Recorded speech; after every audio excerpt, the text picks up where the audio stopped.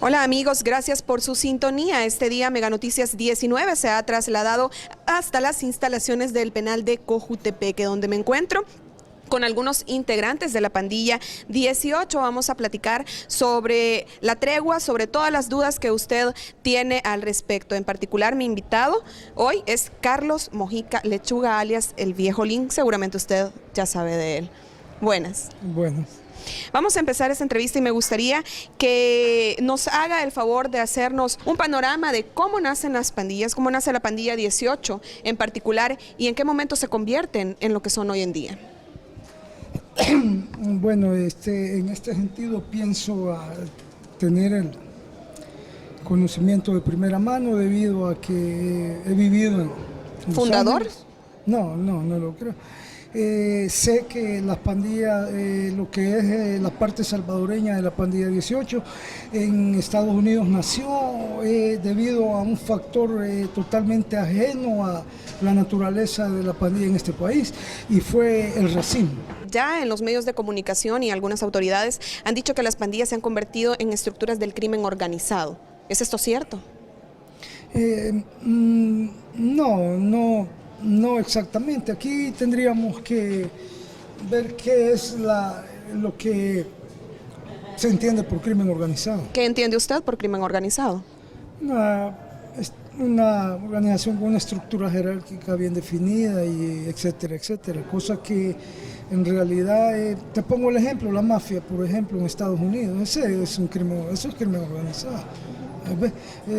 Como tú puedes ver, o como vas a comprobar dentro de poco, vivimos bajo condiciones precarias, escaseando de un sinfín de cosas adentro. Cada uno de nosotros vive tal como viven nuestros compañeros. Bueno, entonces, si ustedes no son una estructura del crimen organizado, hoy por hoy, ¿qué son? Una pandilla. ¿Y cuál es la diferencia? Bueno, creemos, bueno, creo, ¿no?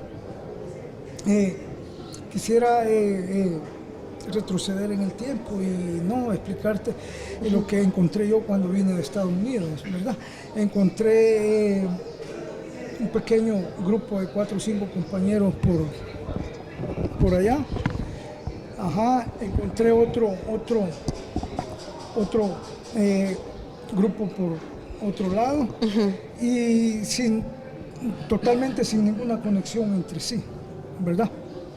A través del tiempo, conforme fue avanzando, se fue incrementando el número de miembros y la persecución policial, se fueron aunando fuerzas, hasta más o menos llegar a conformar colonias, barrios a través de todo este país, lo cual no implica. Sí, aquí quisiera hacer un pequeño paréntesis y aclararte que lo nuestro en sí no es sencillamente el fenómeno de pandillerismo en nuestro país. No se trata de delincuencia común o de crimen organizado. Esto es un fenómeno social totalmente diferente. Yo no sé si estás consciente, hay colonias y colonias llenas de nuestros miembros y nuestras familias, madres, padres, esposas. Claro. Tenemos una infinidad de mujeres inocentes, presas, ¿ves? Que sin tener nada que ver con la pandilla, ¿ves? Por el simple hecho de ser esposas, hermanas o tías o madres, han sido detenidas bajo... Me habla de estigma. Estigma, exactamente. Ha sido una cacería de brujas. Para nadie es un secreto en este país que han llenado las cárceles a base de casos fraudulentos, ¿verdad? E incluso hemos presentado bajo el amparo de un artículo constitucional, el cual faculta a la Asamblea Legislativa para nombrar comisiones especiales en casos de relevancia social, para que todos estos casos sean investigados. Mas, sin embargo, no ha sucedido nada. Ok, caminemos en el tiempo. Año 2004, Plan Super Mano Dura, Mano Amiga. Ya se empezaba a hablar sobre el tema de hacer una tregua, de tener acercamientos con los pandilleros de parte del gobierno. Luego entra la administración, el exministro Melgar, y habla sobre el tema de las mesas de la esperanza, como también una alternativa para poder tener un acercamiento ahora desde el lado de las familias. ¿Por qué en ninguna de las dos oportunidades, en ninguno de los dos esfuerzos, llamémoslo de alguna manera, se logra concretar nada? Debido a la falta de voluntad del régimen que en ese momento ocupaba ¿no? La verdad es que la mano dura fue una realidad, la mano amiga fue una falacia, ¿verdad? Fuimos engañados. Nosotros comenzamos el acercamiento, buscamos el acercamiento, hablamos con nuestros compañeros en las calles, ¿verdad? Vinieron con una fonomímica, le llamamos a esto, incorporado dentro de lo que era el plan Mano Amiga, pues para fines propagandísticos. Incluyeron la mano amiga dentro de lo que era el plan Mano Dura. ¿En qué consistió? Debido a todo eso solamente fue una pantalla, ¿verdad? Debido a que no nos prestamos a las manipulaciones que ellos pretendían hacer en ese momento, fuimos trasladados al Centro Penal de Zacatecoluca bajo cargo de que se habían incrementado los homicidios, de que estábamos planificando una fuga en Chalate, en el penal de Chalatenango, tanto mi persona como mi compañero y otros. Cosa que jamás se probó, jamás hubo un informe, una investigación tal como la ley, ¿verdad? Tal como la ley manda, el debido proceso, ¿no? Lo estipula de esa manera.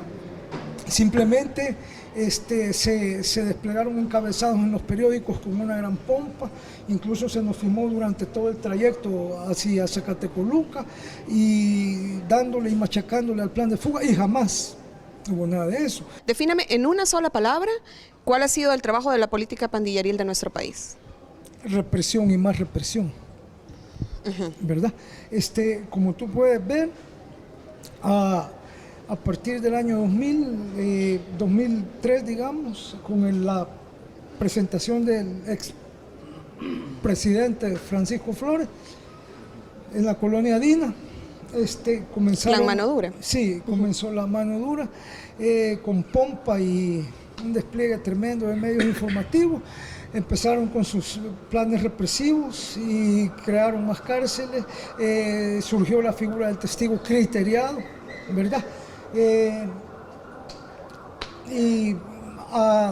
Comenzó, nosotros le llamamos una cacería de brujas, ¿verdad? Y no hemos acuñado, sino hemos hecho nuestro el término descartamiento, ¿verdad?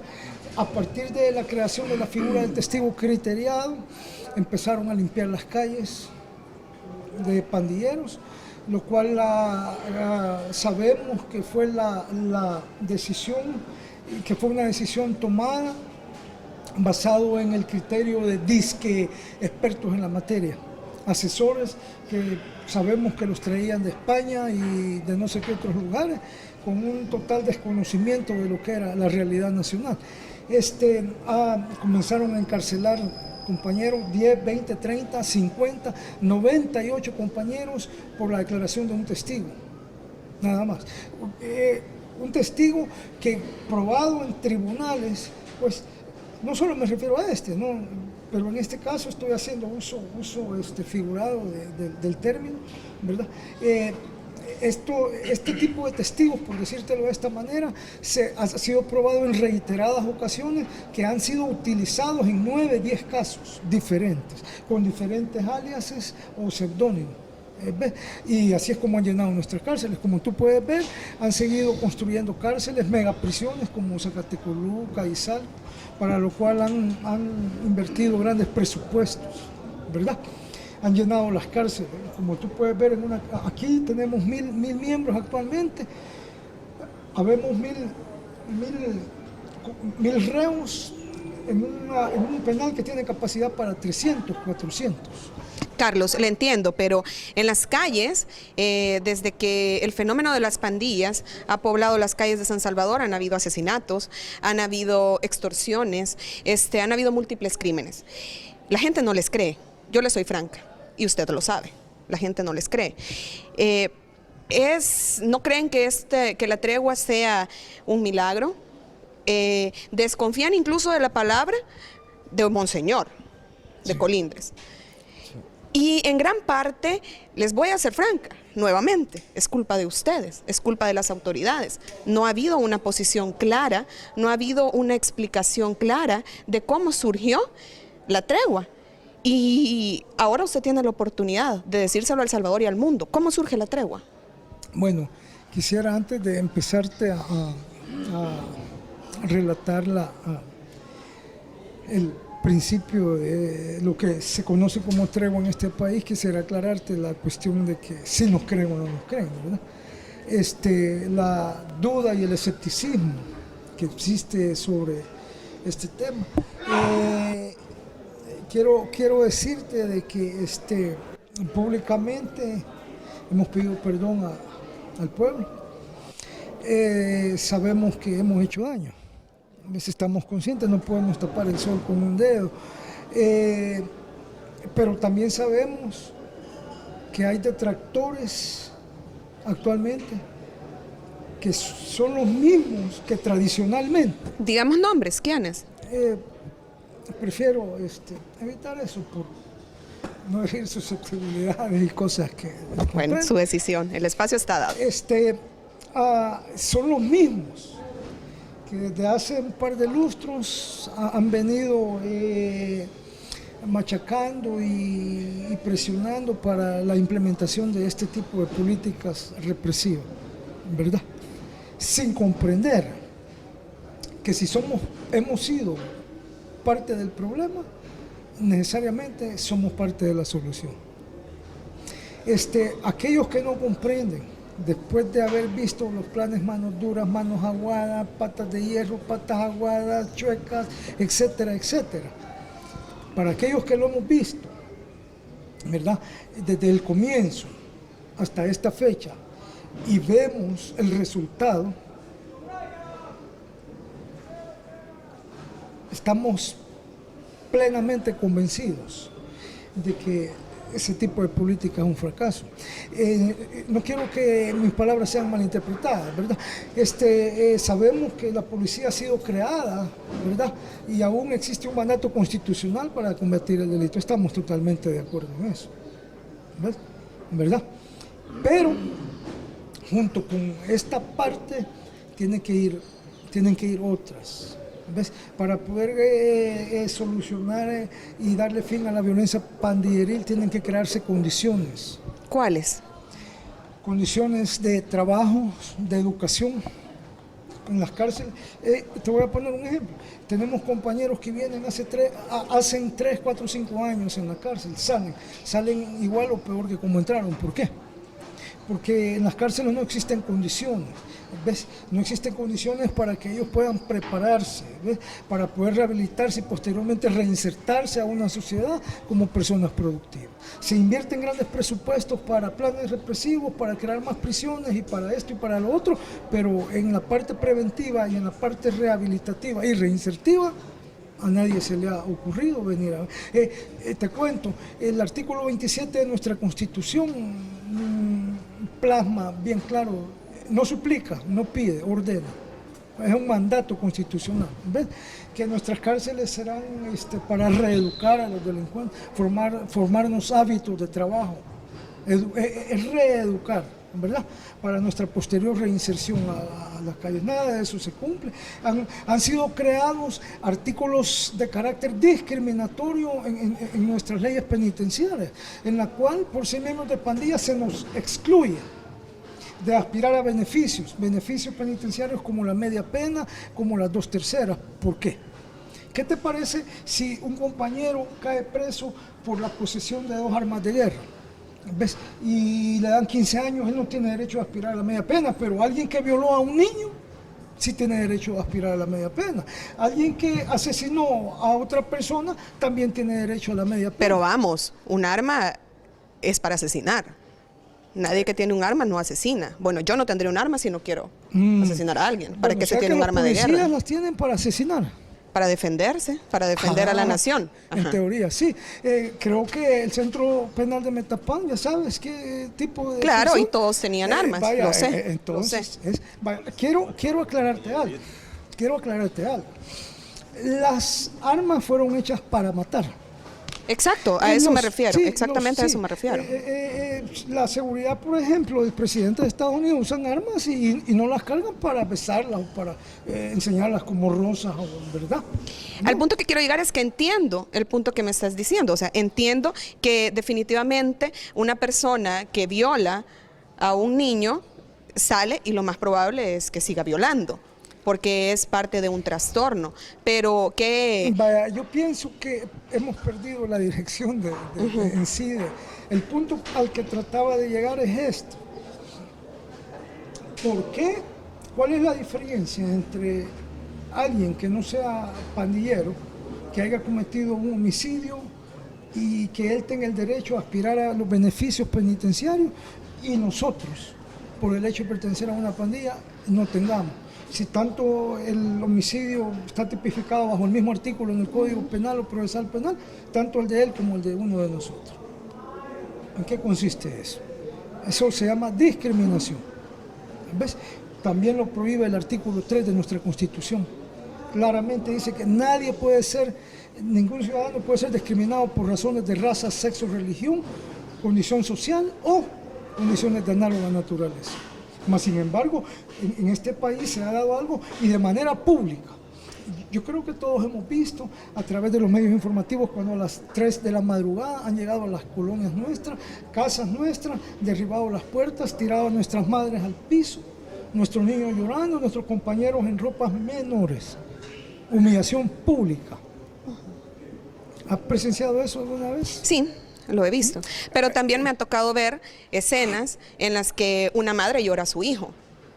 Sí, todo esto, te voy a decir algo, dice o no recuerdo qué experto en la materia, algo con los años uno va perdiendo brillo, tú sabes, como dicen, pero no sé qué persona dijo que un Estado que mata, que tortura, que humilla a sus delincuentes, a sus ciudadanos, no solo pierde su razón de ser, sino que se pone al nivel de los mismos delincuentes, ¿verdad?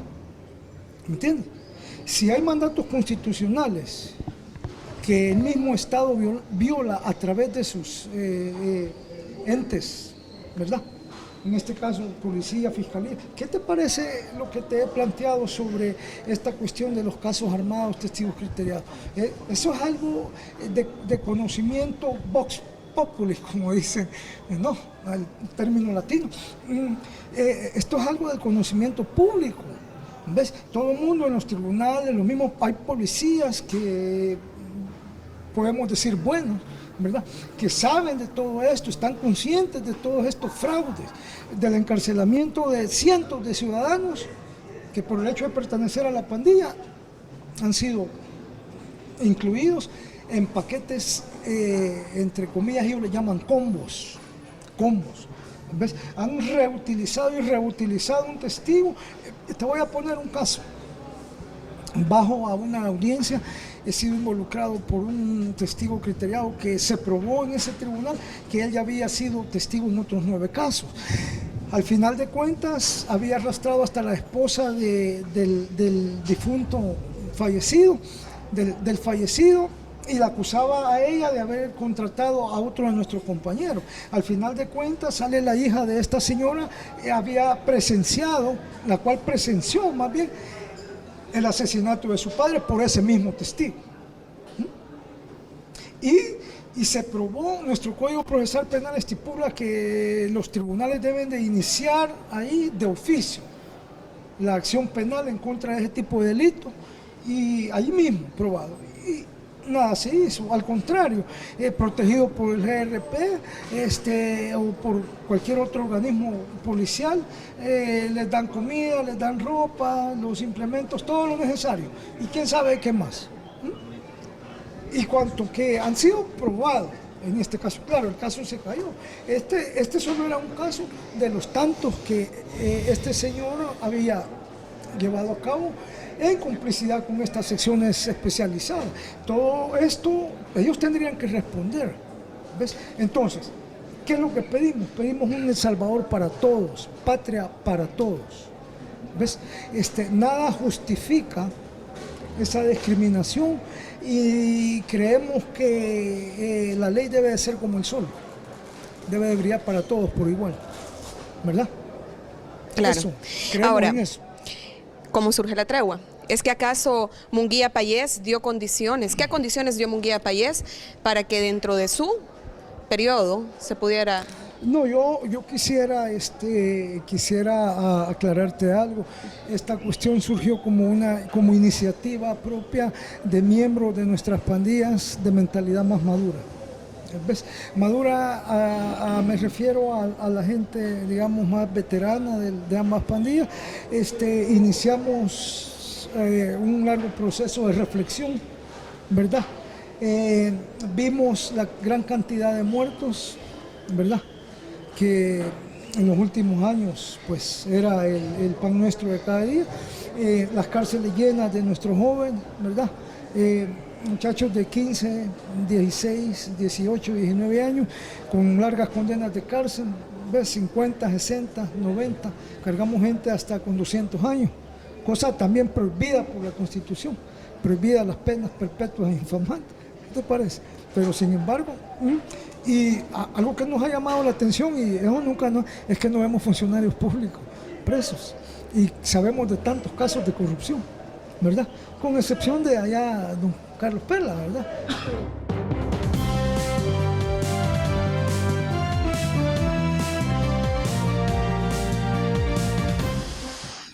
Las condiciones climáticas que afectan a nuestro país hicieron que cambiáramos de escenario, pero continuamos en este momento en el Centro Penal de Cojutepeque y estábamos platicando un poco sobre qué fue lo que hizo que al fin y al cabo los pandilleros se acercaran a las autoridades y terminaran de mediar con la tregua.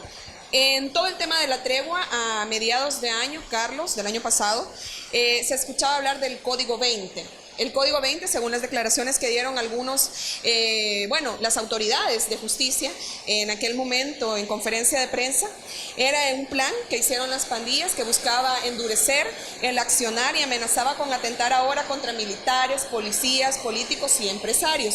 En ese plan, según relataban las huilas, bueno, se llaman huilas, si usted no conoce el término, las huilas son las cartas que según las autoridades entran a los centros penitenciarios y salen de ellos con órdenes sobre lo que va a pasar afuera, según las autoridades.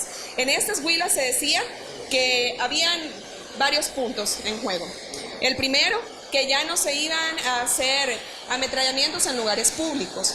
El segundo, que ya no se iban a atentar contra la vida de motoristas y cobradores de las unidades de transporte, sino ahora contra los empresarios. También se hablaba de que las extorsiones ya no iban a ser a tiendas pequeñas, a locales pequeños, sino que se iban a buscar empresas más grandes. En un contexto como este, cuando ya los intereses que se tocaban, según lo que decía el Código 20, eran los intereses de empresarios y atentar contra la vida de autoridades, para muchos se les es sospechoso que en ese contexto se haya realizado la tregua y se realizó un mes después. ¿El Código 20 era cierto? No tengo conocimiento, no de esa manera. ¿No? ¿Y de qué manera? Pienso es que debido a que nos encontrábamos incomunicados, ¿verdad? Porque Zacatepeluca es un lugar compartimentado, ¿verdad? Hermético básicamente. Sabemos que hubo una reacción espontánea de las pandillas a la represión implementada, que para esos días arreció, porque la mayoría de tal vez nuestro pueblo ignora las grandes golpizas, torturas y asesinatos de las cuales nuestros compañeros estaban siendo y aún continúan siendo objeto. ¿Por parte de quién? Estamos hablando por parte de la policía, la Fuerza Armada. Ajá, porque la Fuerza Armada también había entrado a los penales en los 3 anillos de seguridad en ese momento. Sí, pero también realizaban labores de patrullaje en las calles, ¿verdad? Por lo regular, recuerda de que hay un eslogan que habla de una Fuerza Armada profesional y todo esto, pero eso en realidad no existe, ¿verdad? Lo que tenemos es un grupo de muchachos inexpertos, ¿verdad?, con armas en las calles, desempeñando labores para las cuales no están capacitados, ¿verdad?, ni facultados constitucionalmente, más sin embargo lo hacen. ¿Qué sucede cuando un grupo de soldados captura a uno de nuestros compañeros? Tenemos casos donde han asesinado, han baleado y han golpeado, lo cual significa torturado a compañeros nuestros, ¿verdad? Tenemos a otros que los han agarrado y los han ido a tirar a territorios de las pandillas contrarias. ¿Quién murmura por esto? ¿Quién habla por esto? Siempre hay justificación. Un pandillero más, un ser humano más, un ciudadano más. Exactamente. ¿Podría entender entonces que las condiciones que se dieron en ese momento, estamos hablando del ingreso de la Fuerza Armada a los centros penitenciarios, hablamos también de las medidas de fuerza que se implementaron en los centros penitenciarios, entre ellas el que no se les permitía ingresar a hijos menores de edad, pues aseguraban que habían redes de prostitución dentro de los centros penitenciarios? Todas estas condiciones que se generaron de una u otra manera presionaron para que ustedes aceptaran la tregua. Te repito,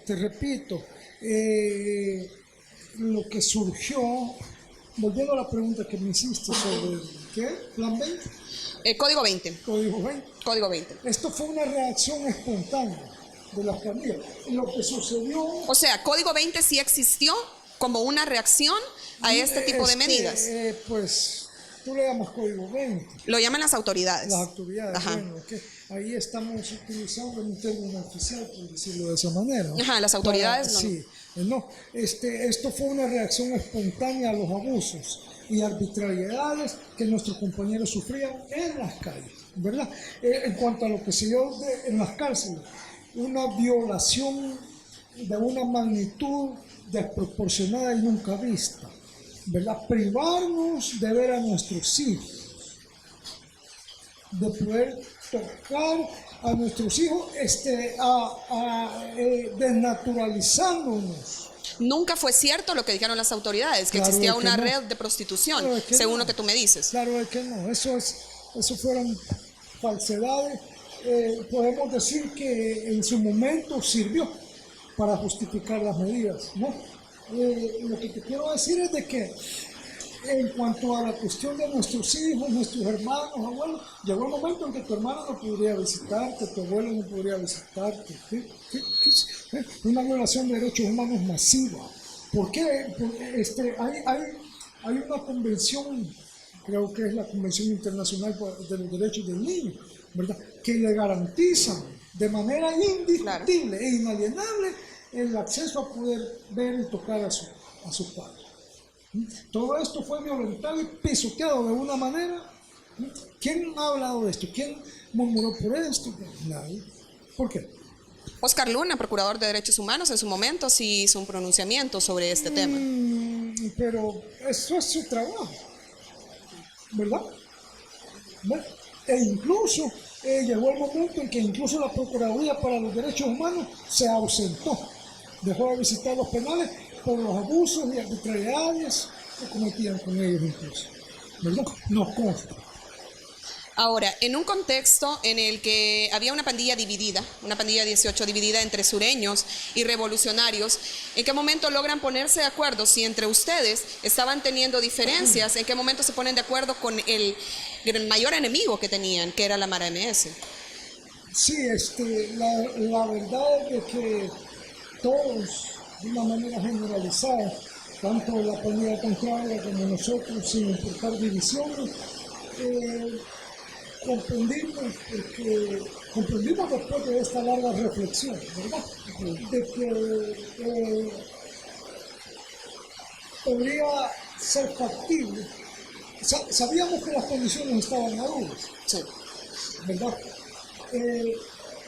Pero no teníamos la certeza de poder ser escuchados, ¿verdad?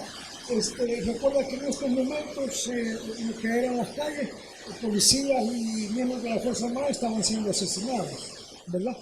Y la violencia seguía incrementándose, las cárceles seguían llenándose de nuestros compañeros, muchos de ellos seguían siendo asesinados por autoridades, porque en todo esto hay cosas y hay asesinatos de muchos de nuestros compañeros que han quedado en el olvido.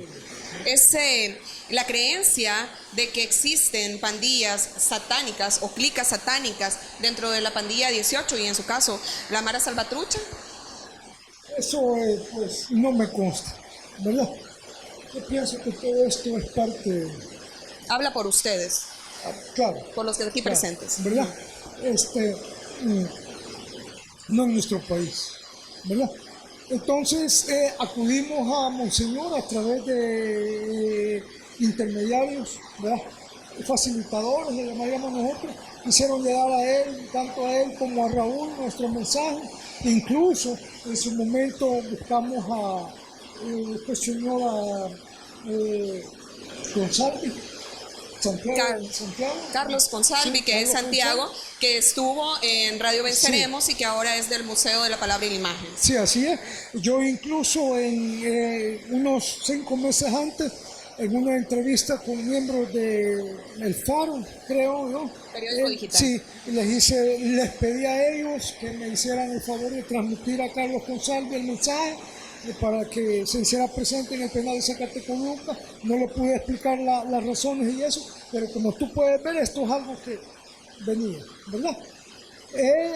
Afortunadamente, y decimos afortunadamente, Monseñor Fabio Colindres y Raúl tuvieron la visión y la audacia, podría decir, de comprender de que era el momento. ¿Y en qué momento entra Colindres? Colindres entra como representante de la Iglesia Católica, pero ¿en qué momento entra Mijango? Bueno, nosotros sabemos que a partir del momento en que le hicimos nuestra solicitud de escuchar, ¿no? de escuchar lo que teníamos,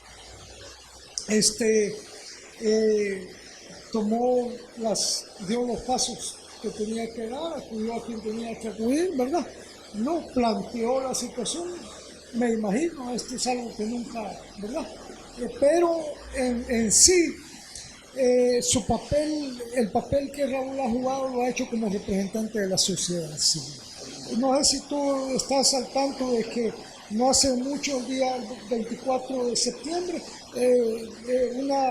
un grupo de pastores de iglesias cristianas salvadoreñas se han unido a este proceso. No sé si estás consciente que ha sido creada una fundación humanitaria por personalidades, ¿verdad?, de la empresa privada en apoyo a este proceso. Ese tema no lo conocía y en los medios de comunicación, afuera de este centro penitenciario, nunca lo había escuchado. Sí. ¿Podrías hablarme de él?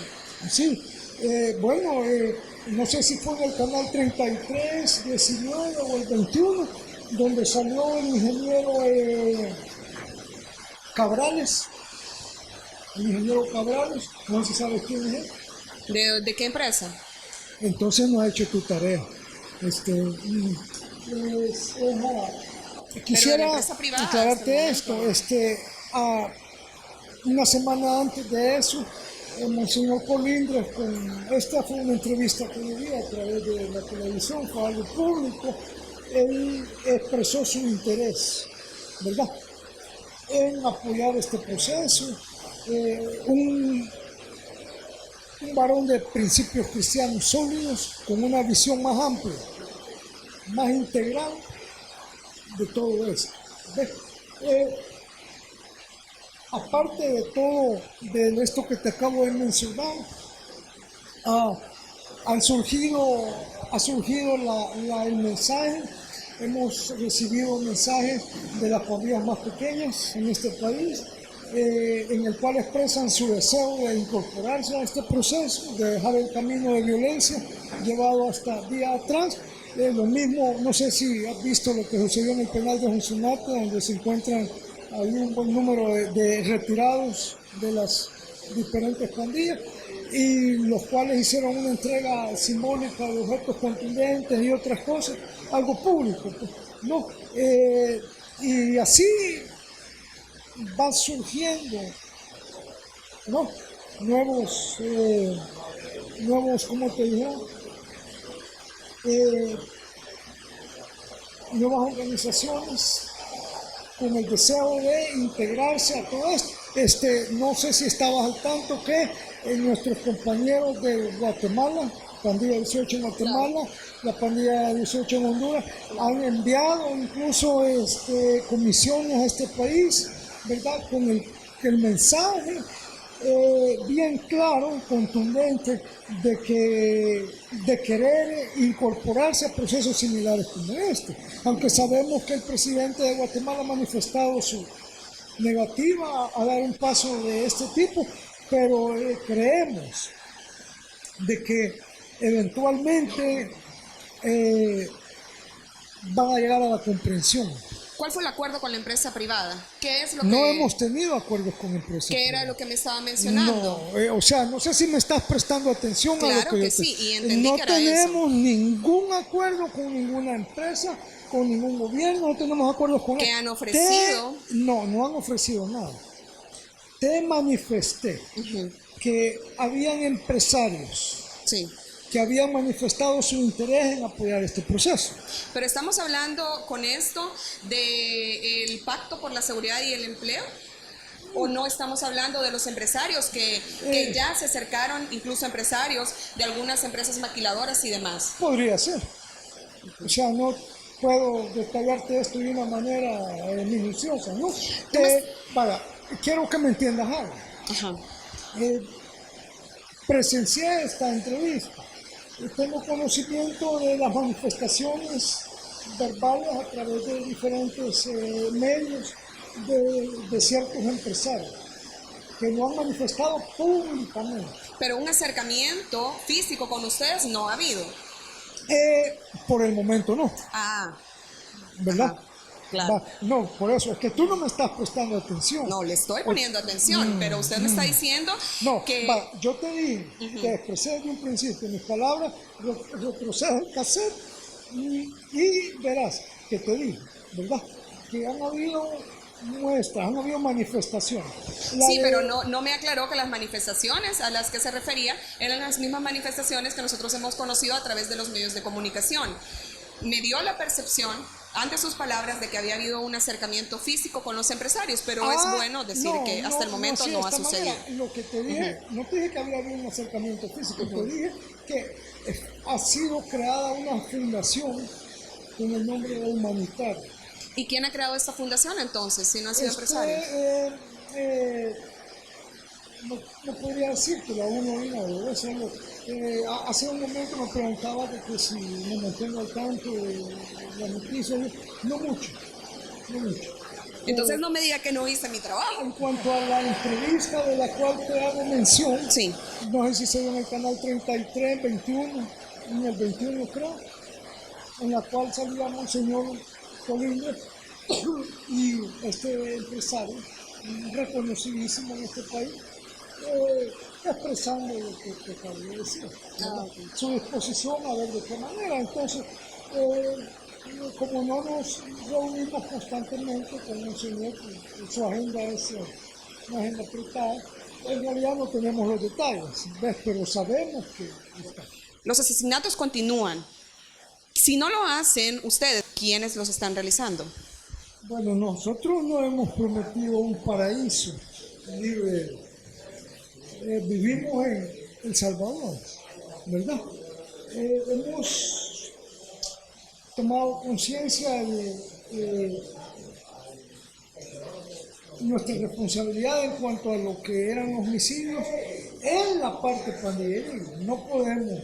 No hemos dicho que en este país no van a haber asesinatos o que nadie va a morir por medio de, no por la mano de otra persona. Pero te pongo el ejemplo de, por ejemplo, el día de ayer, un policía asesinó a su mujer y luego se suicidó él. ¿Y aquí qué tenemos nosotros que ver con esto?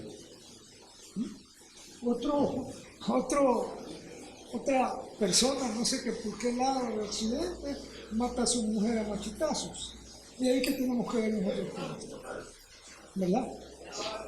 Sin embargo, a la hora de las estadísticas, hemos visto la presentación de cierto señor de medicina legal, incluye todo esto en los números que presenta.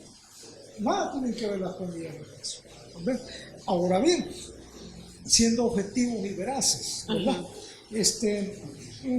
Tampoco vamos a negar que en cualquier momento cualquiera de nuestros miembros allá afuera pueda dispararse el dado, como nosotros decimos, ¿verdad? Y matar a alguien por la razón que sea, ¿verdad? Pero eso ya no es la norma, es la excepción. Sin embargo, andamos atentos a todo esto. Estamos haciendo nuestro mayor esfuerzo por erradicar definitivamente la violencia en este país. ¿Hay algún tipo de castigo para los pandilleros? ¿La tregua surge como una imposición dentro de la pandilla o como una sugerencia? No, ni como una imposición ni como una sugerencia.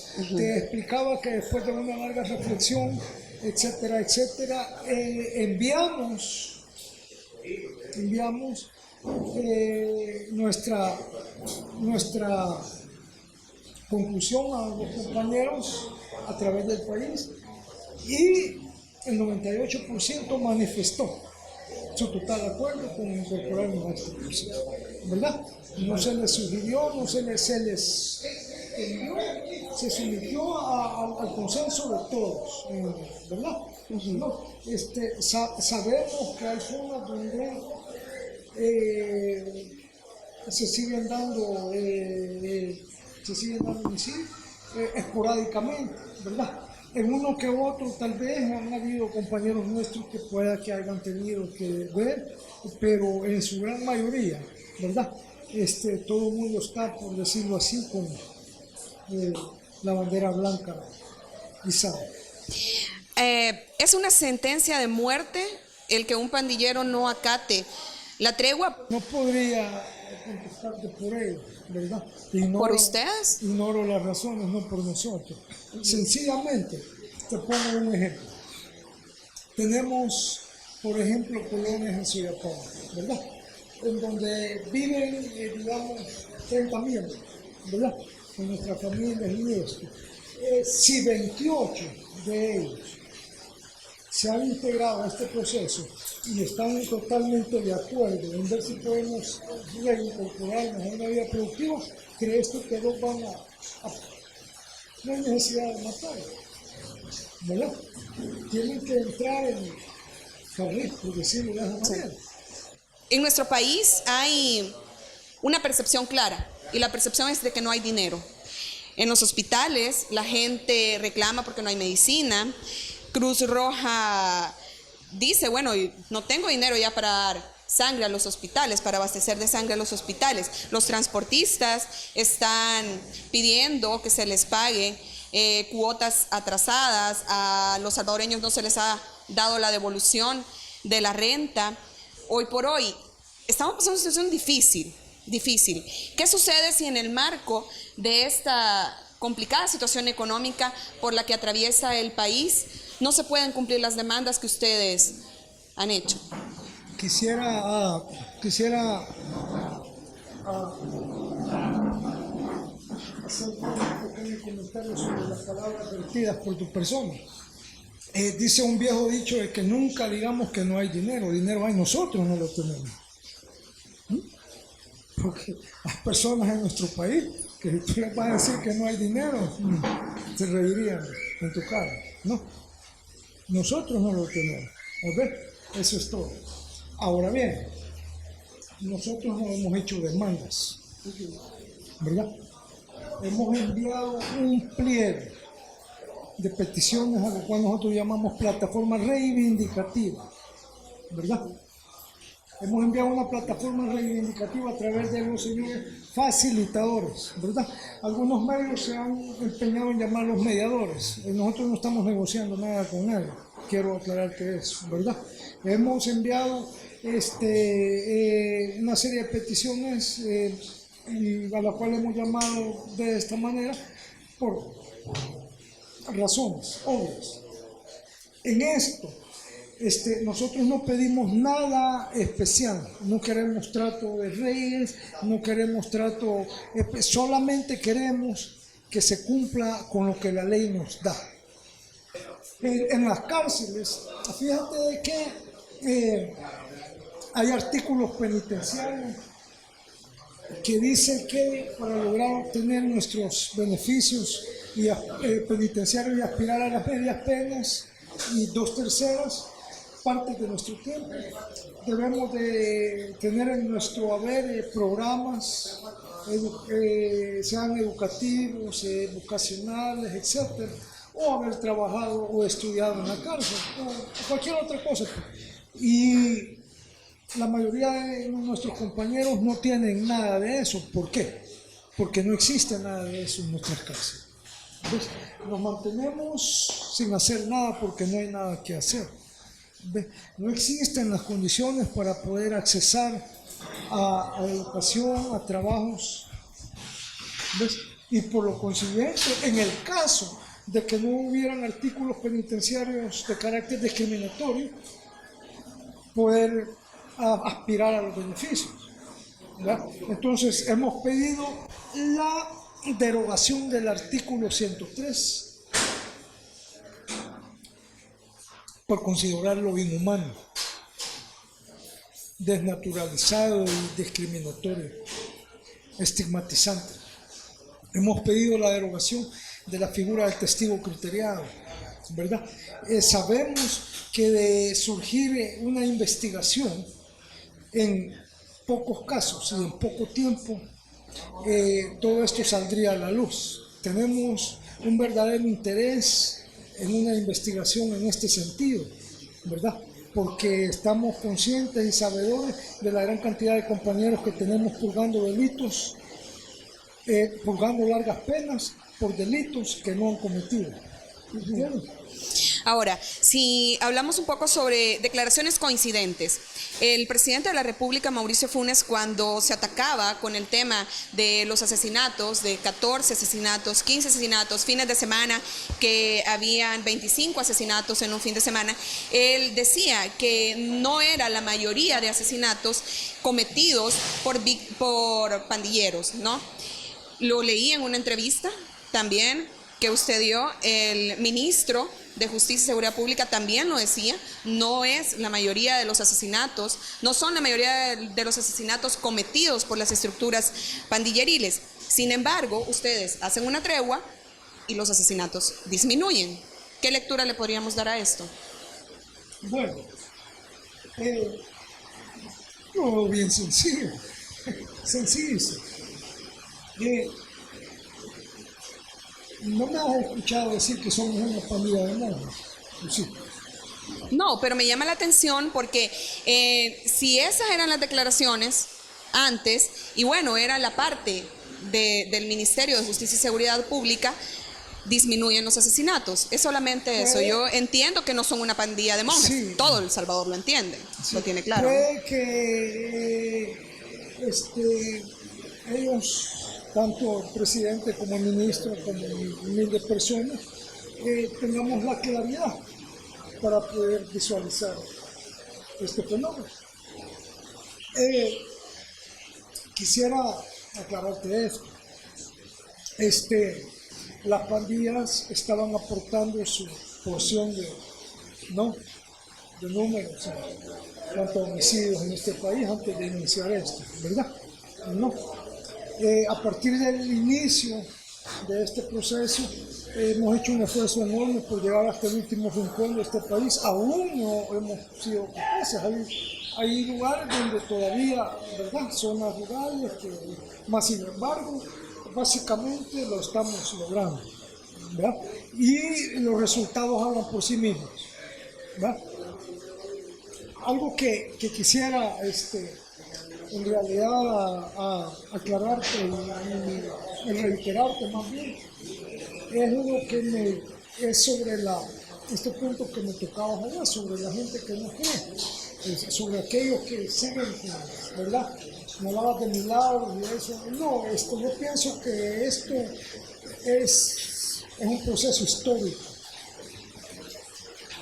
Nunca más va a volver a presentarse una oportunidad como esta. Si hace años nos debería preguntar a alguno de nosotros si esto podría ser posible, te hubiéramos dicho que jamás. Mas, sin embargo, gracias a la labor y a la visión, al esfuerzo de gente como Monseñor, como Raúl, a la visión de personas como el ministro, ¿verdad? Yo lo llamo patriota, ya te lo digo, ¿no? ¿Verdad? Porque qué mejor manera de construir un mejor El Salvador que lograr erradicar un fenómeno que a través de 20 años no han podido los diferentes regímenes. Han invertido un dineral en presupuestos y planes de todo tipo y nada, porque si tú me preguntas a mí, que sé la verdad, el número de pandilleros sigue aumentando en las calles. ¿No paran los reclutamientos con la tregua? No me refiero a eso exactamente, sino de que me refiero en sí al hecho que han llenado las cárceles, porque si tú ves, nosotros estamos... un sistema penitenciario con el 300%. Sí, con el 300%. De sobrepoblación. Y entonces han barrido a según quienes llevaron a cabo, implementaron este tipo de planes, barrieron las calles, a según ellos limpiaron las calles, pero ¿qué es eso? Si tú miras en las calles, nuestras colonias continúan llenas de miembros, la que menos tiene pues es 15 o 20. ¿Verdad? ¿Y qué van a hacer? Esto es bien sencillo. Solo tenemos dos opciones. ¿Qué quieren? ¿Continuar como estábamos antes del 9 de marzo? ¿O darle una oportunidad a este proceso? ¿Valdrá la pena? Claro que no. ¿Verdad? Hasta ahorita se han ahorrado miles, no sé cuántas vidas desde el momento en que esto inició. ¿Ha valido la pena? Claro que ha valido la pena. Solo en el mes de septiembre hay 104 víctimas menos que en septiembre que esta misma fecha del año pasado. Claro que vale la pena. Lo que quiero que comprendas es de que no tenemos una varita mágica. ¿Me entiendes? No tenemos una varita mágica. Quisiéramos poder transformar todo de una manera milagrosa. A 6 meses de la tregua, ¿se ha creado se ha cumplido alguna de las peticiones que ustedes hicieron? Aún no. Mas, sin embargo, hemos visto una gran disposición de las autoridades en cuanto a reintegrarnos nuestros derechos. Por ejemplo, el hecho de que hoy puedan entrar nuestros hijos, ¿verdad? Cosa que se nos había conculcado, ¿verdad? El que hoy podamos tocar a un hermano nuestro, a una hermana nuestra, esto es un derecho que se nos había quitado. Mas, sin embargo, se nos están restituyendo, ¿verdad? Dice un dicho vulgar que un derecho no es algo que alguien te da, sino algo que nadie te puede quitar, ¿verdad? Por acciones de compañeros nuestros en las calles, se nos confiscaron, por decirlo así, una serie de derechos, arbitrariamente, en clara violación a mandatos constitucionales y al debido proceso, ¿verdad? En este sentido, guardamos un respeto enorme por quienes decidieron restituirnos nuestros derechos, apegados a nuestra Constitución, ¿verdad? No, en ningún momento se nos ha dado nada que no esté en la ley y a lo cual nos faculte la misma ley, ¿verdad? Se habla de la posible candidatura del ministro Munguía Payés a la vicepresidencia por cualquier partido. ¿Qué sucedería si él pone su renuncia en un escenario en el que un ministro pone su renuncia en diciembre y dice, bueno, me lanzo a una candidatura y bueno, queda otro ministro que puede ser una persona de confianza del presidente que tal vez hasta el momento no esté trabajando en el Ministerio de Seguridad Pública y Justicia. ¿Qué pasaría con la tregua? Bueno, no sé si estás al tanto que hicimos una entrega simbólica de armas, las cuales fueron destruidas no hace mucho. Esto fue una muestra de nuestra seriedad, ¿verdad? Y un mensaje en vivo, por decirlo de esa manera. Un mensaje en vivo, por decirlo de esta manera, debido a que en nuestra reunión en el Centro Penal La Esperanza, pues de manera formal hicimos la petición al señor secretario general de la Organización de Estados Americanos, ¿verdad? El concedernos el privilegio, pues, de ser garante y observador en este proceso, ¿verdad? Sabemos que se ha delegado al secretario multidimensional, algo así, de seguridad para, no sé si América, señor Blackwell, algo así, ¿verdad? Para que, especialmente para estar pendiente de lo que se está llevando en este país. Sí. En este sentido, pues nosotros creemos de que no importa quién. ¿Y si ganara Arena en las elecciones 2014? Esa es una buena pregunta, pero eso es especular. Claro, pero me imagino que mucha gente lo está pensando en este momento. Sí, eso sería especular, pero en realidad yo no sé si ellos van a querer volver al pasado. Lo querrá nuestro pueblo. Las encuestas le dan hasta el momento una leve ventaja al alcalde Norman Quijano como candidato. ¿En dónde? ¿Encuestas de qué medios? Porque yo creo que tú debes de estar bien consciente de que hay ciertos medios informativos que lo que publican es poco digno de crédito. Pero se vería afectado en un escenario en el que Arena regresara al Ejecutivo. Depende de muchos factores. ¿Cuáles? Circunstancias, condiciones, ¿verdad? Las condiciones actuales no creo que vayan a ser las mismas. Las condiciones de este proceso, ¿verdad? En este momento no creo que vayan a ser las mismas en ese momento, ¿verdad? Lograr, querer visualizar la posible pauta a seguir por ellos en ese tiempo, en el caso de llegarse a dar, desde este momento es algo un poco muy complicado. Ahora, diversos analistas han nombrado la tregua como un segundo acuerdo de paz en El Salvador. Y ahora a mí me gustaría preguntarle a ustedes, ¿esto es una tregua o es un acuerdo de paz? Bueno, yo quisiera aclararte esto. Desde un principio, los medios hicieron, los medios informativos dieron publicidad y popularizaron, ¿no? Y el uso de esta palabra tregua para nombrar este proceso. ¿No fue ese el nombre que ustedes le dieron? Verdaderamente desde un principio visualizamos esto como el inicio de un proceso de pacificación definitivo en cuanto a la violencia pandilleril, ¿verdad? Yo lo expresé en mi primer día aquí en una misa a la par de Monseñor Colín, y eso, una tregua en realidad no tendría sentido, ¿verdad?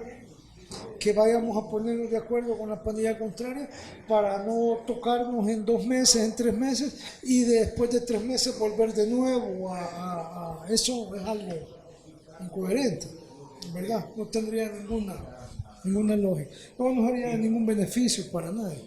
¿Cuáles son las condiciones que ustedes viven dentro de un centro penitenciario? ¿Realmente le temen a la cárcel? Claro que sí.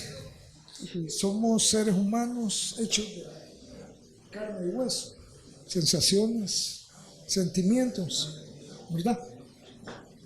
Es que afuera la gente piensa que no sienten. Se los digo porque nosotros en las redes sociales es realmente duro ver cómo cuando asesinan a un pandillero, la gente se expresa, aplaude y suele estar de acuerdo y piensa que así debería de suceder, como cuando surgió este incendio aún no muy claro en Honduras, de una granja penitenciaria, sí, en la que murieron sí, alrededor de 400 prisioneros. La gente decía, hay que hacer lo mismo acá. Sí. ¿Ustedes sí, están claros de eso? ¿Qué se siente vivir con ese odio social encima? Eso es el producto de los años y años de campañas publicitarias y propaganda, ¿verdad? Han conllevado a cierta parte de nuestro pueblo a vernos de esa manera como animal, ¿verdad? No soy cristiano en el sentido de practicar una religión, pero cree en Dios. De esa manera, pero creo en Dios. Pero sé que hay algo que llaman la regla de oro, ¿verdad? Que dicen que no quieras para los demás lo que no quieres para ti, ¿verdad?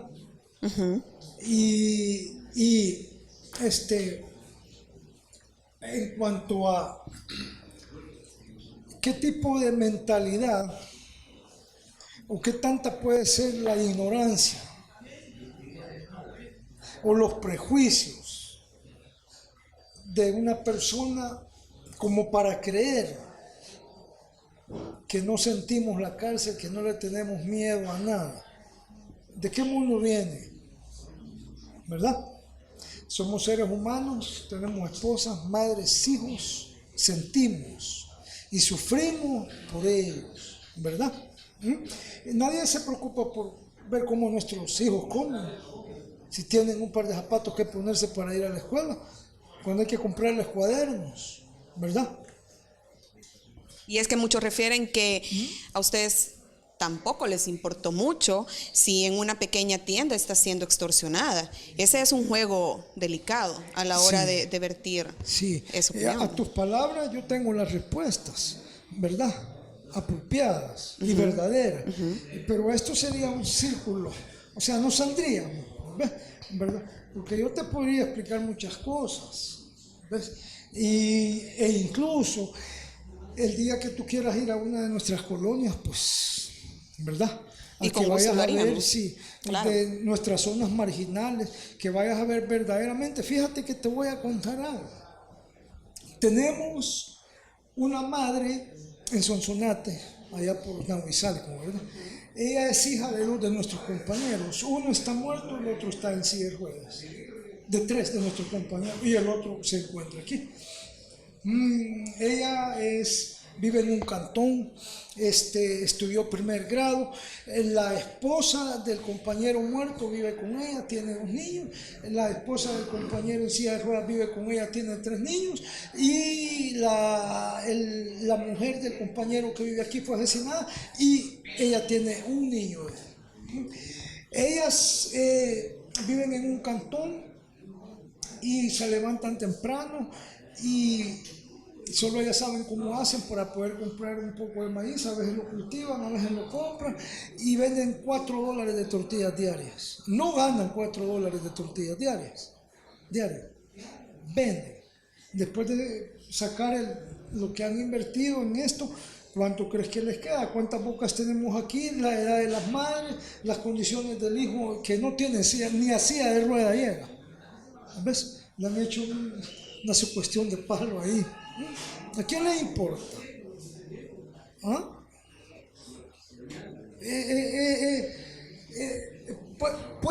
¿Pueden alguien deshumanizarnos? ¿Puede alguien tirar la primera piedra? Es mentira. Creemos, una vez más, que las raíces estructurales de este fenómeno son más profundas que lo que se ha querido mostrar. ¿verdad?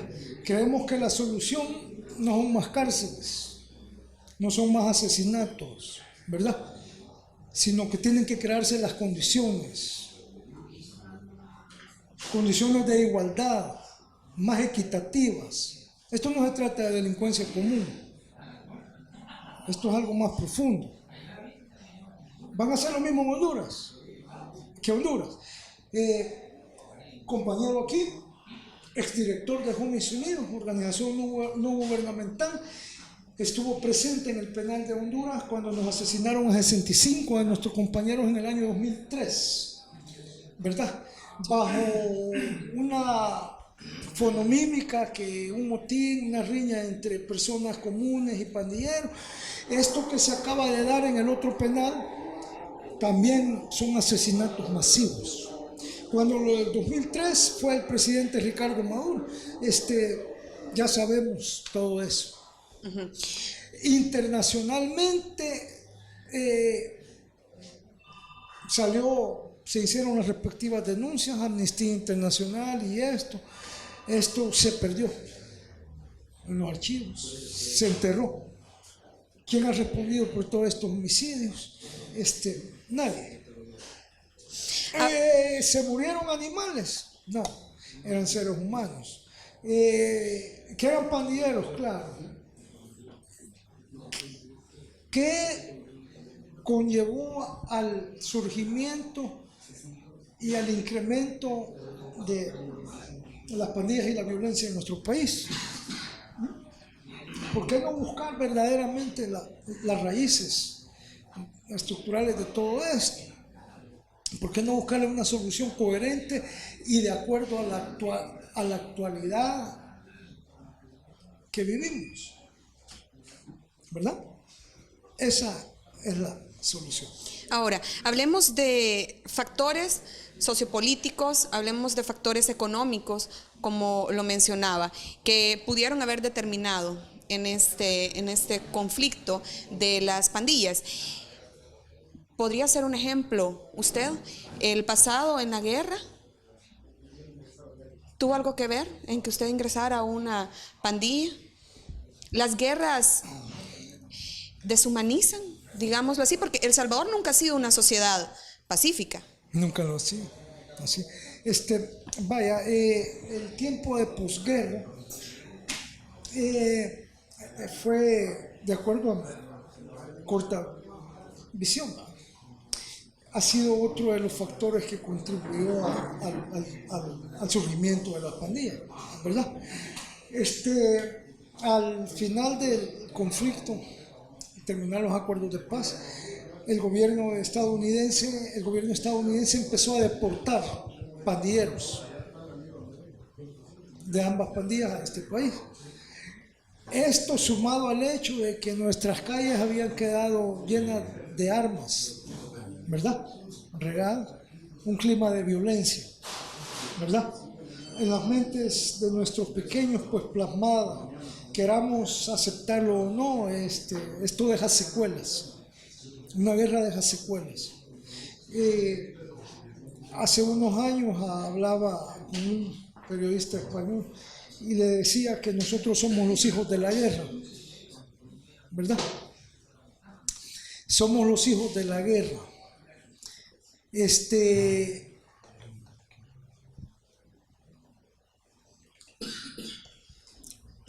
conflicto armado jugó un papel importante en el surgimiento de las pandillas, ¿verdad? Si tú ves a los pandilleros que hoy pueden llamarse veteranos, ¿verdad? Aquellos que cuando finalizó el conflicto tenían 10, 12 años, pues, y su niñez la vivieron rodeada de balazos, muertos, y etcétera, etcétera. Todo esto dejó secuelas. La pobreza en las calles, las condiciones, etcétera, etcétera. Los medios de comunicación le acusan por 6 asesinatos. ¿Es culpable? ¿A quién? A usted. ¿Quién dice? Los medios de comunicación. ¿Cuándo? La primera cárcel de Lynn fue por revolucionario, tiene 18 años. Cuentan que lo capturaron en 1981 en una emboscada. 1992, un asesinato. Se le involucra en el asesinato de 2 de sus compañeras de vida, en el 24 de enero. Como le repetía, 2003, Rosa N., capturado por homicidio. Vaya, quisiera aclararte esto. Sí.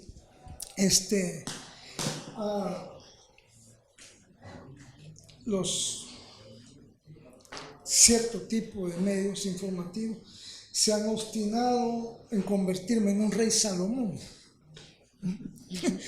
¿Me comprende? En el sentido de que por cada homicidio que me han... Los únicos que no han dicho que son mis compañeras de vida es cuando han sido personas de sexo masculino. De ahí para allá, cualquier cosa que pasa, mis compañeros. No es cierto. Claro que no es cierto. Nunca ha asesinado. Nunca ha asesinado. Lo único que es cierto ahí es de que fui capturado en 1981 y fui recluido en los sótanos secretos de la Policía Nacional, Sí. Conocida como el Castillo, ¿verdad? Posteriormente, pues hice mis par de años como guerrero político. De ahí para allá, cuando la situación de Rosa N. fui puesto en libertad porque se comprobó que me encontraba detenido por posesión de armas, ¿verdad? Con las otras señoras no tengo idea y fui puesto en libertad porque también posteriormente se comprobó. Por lo que me han condenado, quiero decirte algo. He sido condenado por un caso armado, por una sección especializada de la Fiscalía General y de la División Élite contra el Crimen Organizado, por un delito que nada tengo que ver y en el cual se comprobó de que la testigo mintió. Incluso cuando quise aportar pruebas no se me permitió por meros tecnicismos legales. Ahora bien, el debido proceso estipula que en base a la legislación procesal penal de aquellos días, ellos tenían 24 meses para juzgarme, condenarme de una manera firme. Llevo 5 años y algo y todavía continúo sin condena. Tengo una condena, pero no está firme.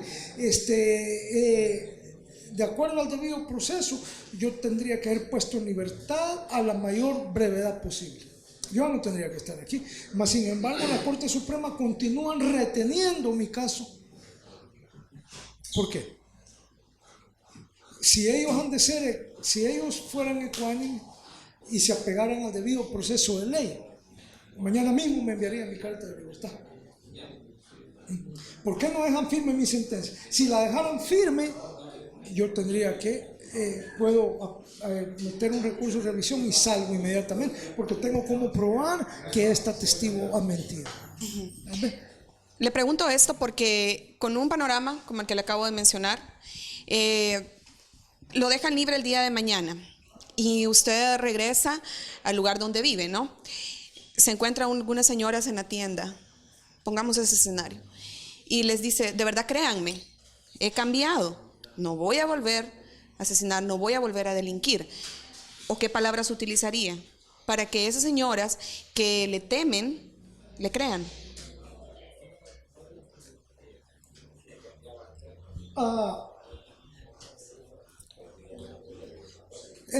La verdad es de que no se me ha cruzado eso por la mente, ¿no? Pero no he tenido el privilegio y la oportunidad de conversar con un sinfín de señoras de diferentes estratos y diferentes zonas del país, ¿ves? Y no he logrado percibir un temor hacia mi persona de parte de ella, ¿verdad? ¿Qué percibe cuando habla con estas personas? Percibo un ¿Cuál es la calor percepción? humano, percibo solidaridad. ¿Percibe que la gente entiende? Sé que ellas entienden. Ya no, el salvadoreño no es tonto. ¿Tú crees que todo el mundo cree lo que publican estos medios informativos? ¿Crees tú verdaderamente que que nuestro pueblo cree todas esas falsas mentiras? Todo eso es mentira. Ninguno. Vaya, te voy a poner un ejemplo. La testigo en el caso Rosa N. La testigo en el caso Rosa N fue una cabeza que encontraron. También decían que era mi compañera de vida. Cuando en la declaración de la testigo, ella relataba cómo sucedió todo, cómo yo lo ordené. Cuando 3 días antes y 3 días después, en base a mi carta de libertad y a los archivos de la Policía Nacional, se comprobó que me encontraba detenido. Incluso los medios hablaban de un hermano gemelo. ¿Qué te parece? Hoy resulta que este hermano gemelo tengo. Entonces, esta testigo fue procesado, no fue procesado, bajo declaración. Y cuanto que la ley, esto es lo que yo te digo, de que por eso es de que hasta que no haya un El Salvador para todos, hasta que las condiciones no sean iguales, ecuánimes, ¿verdad? Hay cosas que no van a cambiar. ¿Recibe Carlos Mojica Lechuga o alguno de los presentes o actores de la tregua pago del Estado? Jamás hemos recibido un 5, ni tampoco se nos ha pedido, ¿verdad? No hemos hecho tratos con nadie, tratos de ningún tipo, ¿verdad? No ha habido un compromiso, el compromiso es nuestro, ¿verdad? Hemos hecho un compromiso de propia voluntad. ¿Ves? Sabemos que hubo un medio digital que hizo allí, editaron un artículo en el cual afirmaban que falsedades que habíamos recibido, no sé qué. $10,000 mensuales, Sí, cada uno. $10,000 mensuales. Puedes ver a mis compañeros, humildemente. Vas a ver cuando entremos las condiciones bajo las cuales vivimos y cómo dormimos. No somos jefes, somos uno más. ¿Ves? Comemos lo mismo que todos comen y vivimos de la misma manera como todos viven. Escaseamos lo mismo y compartimos lo poco que tenemos. ¿Ves? Ese es nuestro estilo. Si pudiera decirle palabras a las personas que en este momento nos están viendo y que tal vez no creen, que tal vez les cuesta perdonar, ¿qué palabras serían? Bueno, que también ellos han sido perdonados, ¿verdad?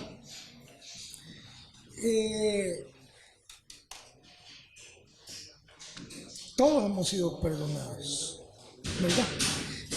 No sé yo qué tanto tú creas, yo lo creo. Yo creo que alguien murió por nosotros hace un tiempo, ¿verdad? ¿Me entiendes? Yo sí lo creo, ¿ves? Y ¿por qué no dar una oportunidad a este proceso? ¿Qué hay que perder? No hay nada que perder. ¿Qué es lo que hay que perder? No tenemos nada que perder y mucho que ganar. No solo nosotros, porque aquí el ganador al final, el mayor ganador de todo esto va a ser nuestro pueblo, ¿verdad? Verdaderamente creemos de que no puede haber alguien que diga a sí mismo ser un buen salvadoreño y llamarse así patriota y pretenda servir de barrera, de obstáculo, de detractor a este proceso. Tiene una mejor solución, que les ponga, que la proteja, ¿verdad? Muchas gracias por esta entrevista. Creo que estos espacios realmente son importantes para que la gente pueda conocer sus puntos de vista. Gracias. Okay. Continuamos con más de Mega Noticias 19.